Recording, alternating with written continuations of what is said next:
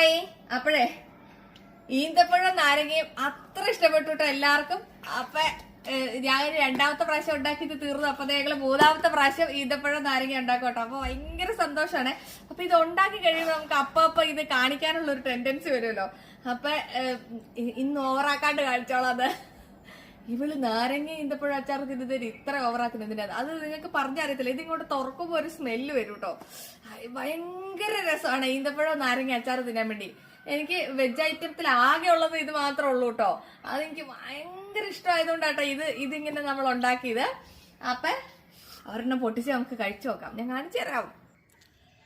അപ്പൊ ഇതാണ് കേട്ടോ നമ്മുടെ ഈന്തപ്പഴം നാരങ്ങ അച്ചാർ. തിന്നാൻ ഭയങ്കര ടേസ്റ്റാ ഉണ്ടല്ലോ.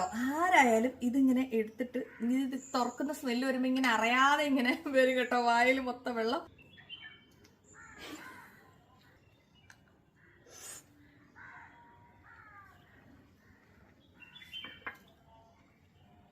എത്ര മിണ്ടണ്ടാന്ന് വിചാരിച്ചാലും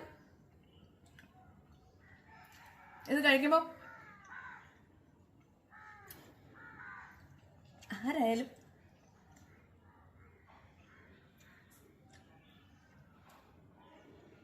അറിയാതെ ഏതൊക്കെ എക്സ്പ്രഷൻ ഉണ്ടോ അതൊക്കെ വന്നു പോകും കേട്ടോ. ഒന്ന് തൊട്ട് കൂട്ടാണ്. എത്ര പനിയുള്ള എത്ര വായിക്ക് രുചിയില്ലാത്ത ആൾക്കാരാണെങ്കിലും ഒരു തുള്ളി മതി കേട്ടോ. അടിപൊളിയാണ്, നല്ല സുഖം അത് കഴിക്കാൻ.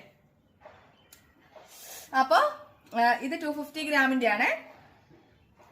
250യുടെ 500ന്റെ വേണ്ടവര് എനിക്ക് വാട്സപ്പ് ചെയ്തോട്ടോ, ഞാൻ അയക്കാവേ.